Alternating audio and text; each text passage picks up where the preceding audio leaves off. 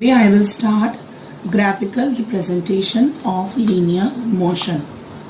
Linear motion means the body is moving in a straight line in one dimensional. Now we will study linear motion with the help of graphs. So there are three graphs: displacement time graph, velocity time graph, acceleration time graph. So first we will study displacement time graph. In displacement time graph, time is taken in the x-axis, displacement is taken in the y-axis. So with the help of displacement time graph, you will determine velocity. Slope of displacement time graph is velocity. How this velocity has come? You know the formula of velocity is equal to displacement upon time. So displacement y-axis upon time on the x-axis will give you the slope velocity. If slope is positive, the body is moving away from the starting point. Suppose in this graph, this is the starting point, slope is positive, so it will go away. It's going away from the starting point. If slope is negative, that means body is returning towards the starting point. So you will draw this way. The body is returning towards the starting point. So this is your positive slope and this will be your negative slope. Now there are three cases in displacement time graph. First case is body is stationary. That means body is at rest. So in this case, this is your graph to show body is at rest, body is stationary. You will take time in the x-axis, displacement in the y-axis, and this is a graph parallel to the x-axis. The question will come in two ways. First, they will ask you to draw the graph to show body is at rest or stationary. Then you will draw this graph and this line parallel to the x-axis. The second type of question for this graph will be given to you. They will ask you to identify the type of motion. So when the line is parallel to the x-axis, that means the body is stationary. Case number 2. Body is moving with uniform velocity. Suppose I have taken this data, time, equal time interval and equal displacement are there. Then we will plot this graph, time on the x-axis, displacement on the y-axis. So if they will ask you to draw the graph for uniform velocity, then this straight line will come. This straight line means the displacement is directly proportional to the time. Time is increasing, the displacement will also increase. The slope of displacement time graph is velocity. Displacement is directly proportional to the time. And how will you find out the slope? Now before going to the slope, the three types of question can come related to this graph. First, they will ask you to draw the uniform velocity graph. When the body is moving with uniform velocity, you will draw this graph, straight line graph. Second type of question, this graph will be given to you. They will ask you to identify the type of motion or velocity. So you will write the body is moving with uniform velocity when it is a straight line, when the displacement is directly proportional to the time. Now third type of question, numerical based on this graph. Suppose this graph is given to you, they will ask you to find out the slope or velocity. So slope will be equal to quantity on the y-axis upon quantity on the x-axis. Suppose we have taken two values of displacement. At point A, the displacement is S2. At point B, the displacement is S1. Similarly, we will take time. At point B, the time is T2. At point O, the time is T1. So The slope will be S2 minus S1 upon T2 minus T1. We'll substitute the value, that is 30 minus 10 upon 3 minus 1.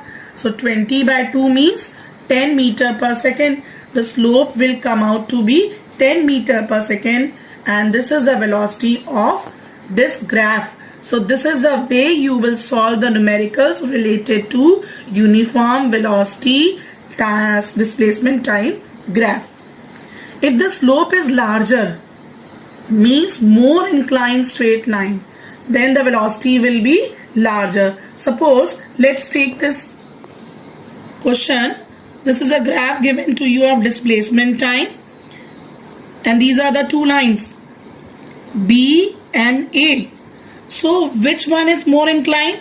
B1 is more inclined, so the velocity of B will be more. Case number 3, variable velocity. When the body is moving with variable velocity, we have taken the data at equal time interval. When the body is covering unequal distance, then you will get the graph in the form of the curve.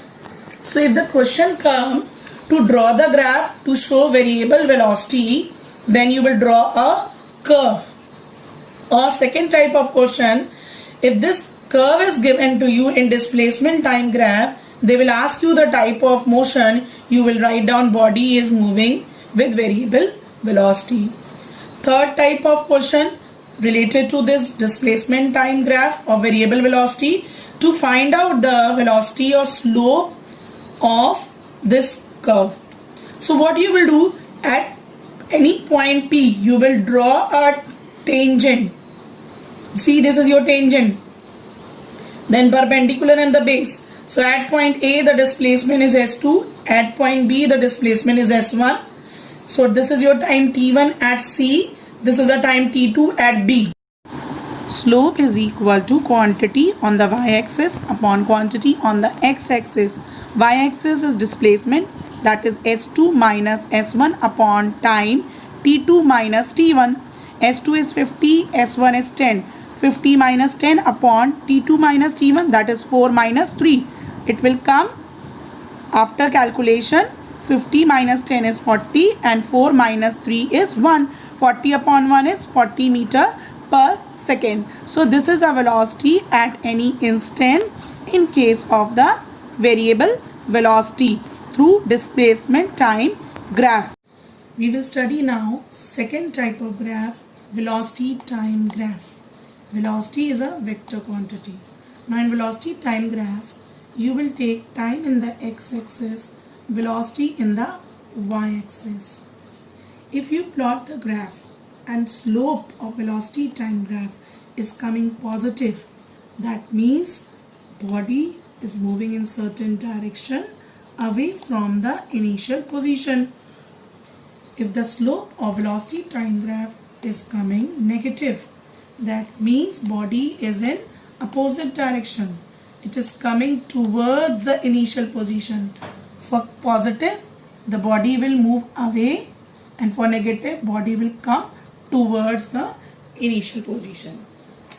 Now, this velocity time graph will determine two quantities. One is displacement and second is acceleration. So first we will see how to determine displacement from velocity time graph. Area enclosed between velocity time axis. The area you will find it out, that will give you the displacement from the velocity time graph. Suppose this graph is given of velocity time. This is a graph. You have to find the area of this figure. So we have divided this figure into three parts: triangle, rectangle and triangle. So displacement will be equal to the area of triangle AOD plus triangle BEC plus rectangle ABDE. So area of triangle, this is right angle triangle, so the formula is half base into height. This is also right angle triangle, half base into height, and this is your rectangle, that is length into breadth. So let's see in the graph. This is a height 30, base is 2. For rectangle, this is your length 4 minus 2, 2 and breadth is 30. For this triangle, the length base will be 6 minus 4, 2 and the height will be 30. So we'll substitute 1 by 2 into 30 plus for second triangle 1 by 2 into 30 plus for rectangle 2 into 30. So this 2 will cancel. It will become 30. Again this 2 will be cancelled in this one. 30 and 2 into 30 will 60. When you add it, it will become 120. So this is a way you will find out the displacement.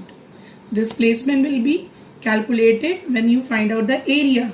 So this is a numerical based on the graph of velocity time graph where you have to find the displacement and it will be calculated when you find out the area between the two axes. Now second quantity, how to determine acceleration from velocity time graph. In acceleration, the x-axis you will take time, in y-axis you will take velocity. The graph, this is a graph coming for velocity time graph. So slope will be, or velocity time graph will be acceleration. And how we have written acceleration, we know the formula. Acceleration is change in velocity upon change in time interval. So the ratio of change in velocity upon change in time interval is slope, that is acceleration. So if this graph is given to you and you have to find the slope or acceleration related to velocity time graph, the slope will be change in velocity upon change in time. You will take two values on the y-axis and two values on the x-axis. Suppose the point A is 5 meter per second and O is 0. At point A, the time is 3. At point O, the time is 0 second. So we'll substitute 5 minus 0 upon 3 minus 0. 5 by 3 means 1.67 meter per second square. So this is a way you will find out the slope and the acceleration through the graph. So this way you will do the numericals related to find out the acceleration through velocity time graph. Now we will discuss few cases of velocity time graph. Case number 1. When the body is moving with uniform velocity. That means the velocity remain constant with time. Velocity is not changing with respect to the time. Then the graph will be, line will be parallel to the x-axis in velocity time graph. And let's see how to find out the displacement from this graph given. So displacement will be equal to the area enclosed by both the axes. Suppose this is an area O, A, B, D in the form of rectangle. This is a length OD 30. OA is the breadth 10. So area is OD into OA. That is 30 into 10 is 300 meter. So this is a displacement calculated with the help of velocity time graph when the body is moving with uniform velocity. Acceleration in this case will be 0. If the graph is given to you straight line parallel to x-axis, then the acceleration will be 0. Why? Because the velocity is constant. Now case number 2. Case 2 has two parts. One is for uniform acceleration and second one we will study uniform retardation. Uniform acceleration when the velocity is increasing with respect to time. Suppose this is a graph of velocity time and this is a straight line, that means velocity is directly proportional to time. Velocity is increasing with respect to time. First of all, we will find out with this graph area, and area will give you displacement. Second, we will find out the acceleration. So displacement is equal to area enclosed by both the axes is half base into height, because this is a triangle AOB. Base is 5 and height is 50. So 1 by 2 into 5 into 50. When you will solve, the displacement will come out to be 125 meter. Second, we have to find the acceleration from this graph. Acceleration means slope. Slope means quantity on the y-axis upon quantity on the x-axis. Y-axis, change in velocity, x-axis, change in time. So let's see from the graph. Velocity is changed from 0 to 50 and time has changed from 0 to 5. So let's substitute. It will be v2 minus v1 upon t2 minus t1. So 50 minus 0 upon 5 minus 0, that is 50 by 5. So the acceleration or the slope will come 10 meter per second square. So if this graph for uniform acceleration is given, this way you will find out the acceleration and displacement related to graph numerical. Now case 2b, when uniform retardation is there, that means velocity is decreasing with respect to time. Suppose this graph is given.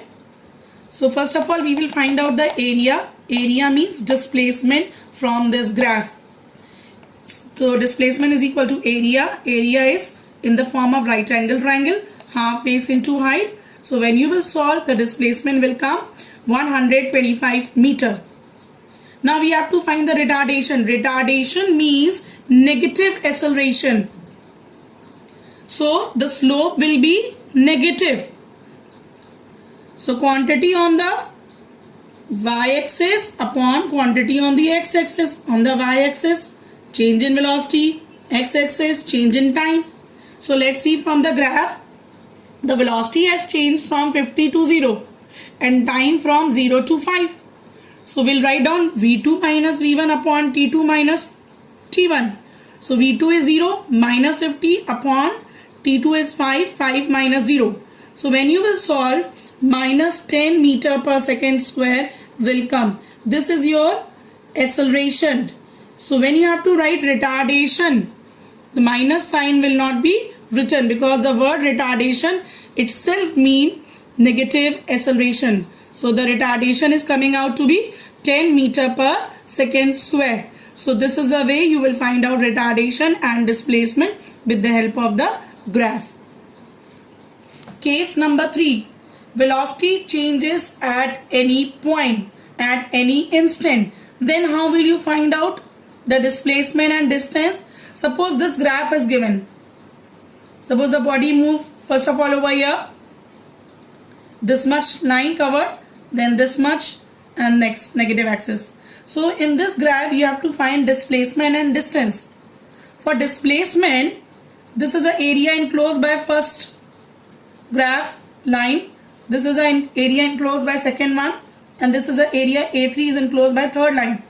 So for displacement, if it is on the positive axis you will add, if it is on the negative axis you will subtract. So A1 plus A2 minus A3.